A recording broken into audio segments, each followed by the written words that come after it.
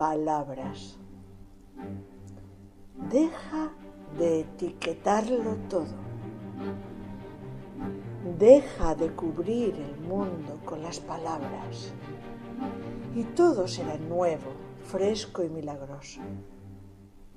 El todo o nada no puede ser expresado con palabras porque es inabarcable. Mas cuando utilices las palabras, busca siempre la palabra justa, la palabra exacta, la sencillez y la excelencia de la palabra, el número justo de ellas, no más.